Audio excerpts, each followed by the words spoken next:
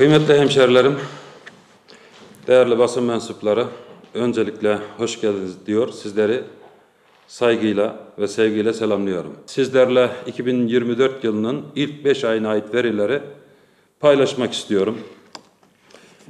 Öncelikli olarak asayiş verileri, İl Emniyet Müdürlüğümüz ve İl Jandarma Komutanlığımız başta olmak üzere ilgili tüm kurum ve kuruluşlarımız ile birlikte vatandaşlarımızın can ve mal güvenliklerini koruma adına kişilere karşı işlenen 1776 suça müdahale edilerek bu suçların %96'sı aydınlatılmıştır. Bizler bağımlılıkla mücadelede en verimli yolun daha hiç başlamadan uyuşturucu ağını engellemekten geçtiğine inanıyoruz ve çalışmalarımızı bu doğrultuda yapıyoruz.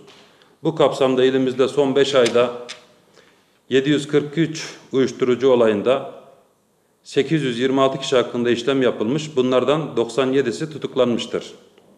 Yapılan operasyonlarda ise 265 kilogram metamfetamin, 3 kilogram esrar, 135 bin adet sentetik uyuşturucu hap ürünü, 10 kilogram afyon sakızı ele geçirilmiştir. Yine önemsediğimiz bir başka konu ve başlık kaçakçılık ve organize suçlardır. Hem ilimizin refahı, vatandaşlarımızın huzuru, hem de vatandaşlarımızın hak ve menfaatlerini korumak için bu alanda da hassasiyetle mücadele etmekteyiz. Bu kapsamda son 5 ayda ilimizde 300 kaçakçılık olayı meydana gelmiş olup 456 şahıs hakkında işlem yapılmış, bu şahıslardan 5'i tutuklanmıştır. Gerçekleştirdiğimiz bu operasyonlarda 66 bin paket sigara, 45 bin litre akaryakıt, 17 bin adet reçetesiz ilaç, 16 kilogram altın, 33 kilogram tütün ve tütün mamulü, 2 bin adet tarihi eser, 48 bin kişisel eşya ve kozmetik malzemeler ele geçirilmiştir. Yine önemli bir başlığımız terörle mücadele. Hem ülkemizin bölünmez bütünlüğüne kasteden hem de milletimizin huzurunu bozmak isteyen her türlü terör örgütü ve terör yandaşlarıyla mücadelemiz, Sayın Cumhurbaşkanımız ve Sayın İçişleri Bakanımızın da söylediği gibi son terörist etkisiz hale getirilene kadar devam edecektir. Ve bu konudaki operasyonlarımızı, çalışmalarımızı kararlılık ve titizlikle ilimizde de sürdürmekteyiz. Bu kapsamda terör örgütlerine yönelik son 5 ayda 247 operasyon düzenlenmiş olup 182 şahıs hakkında işlem yapılmıştır.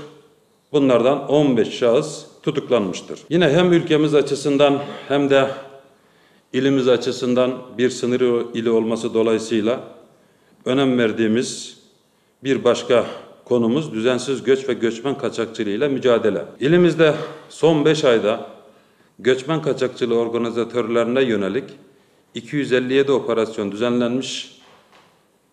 Düzenlenen bu operasyonlarda 143 organizatör yakalanmış, bunlardan 64'ü tutuklanmıştır. Diğer şüpheliler hakkında adli işlemlere ilgili kolluk birimlerimizce adli makamlarla işbirliği içerisinde haklarındaki adli işlemlere devam edilmektedir. Hudut birliklerimiz ve kolluk kuvvetlerimizin koordineli çalışmaları neticesinde 7.805 düzensiz göçmenin ülkemize girişleri engellenmiştir. İlimizi geçiş güzergahı olarak kullanmak isteyen 1582 düzensiz göçmen kolluk kuvvetlerimizce yakalanarak geri gönderme merkezine sevkleri sağlanmıştır. Yine vatandaşlarımızın hem can güvenliği açısından hem de mal güvenliği açısından üzerinde hassasiyetle durduğumuz bir başka konu ise trafik olaylarıdır.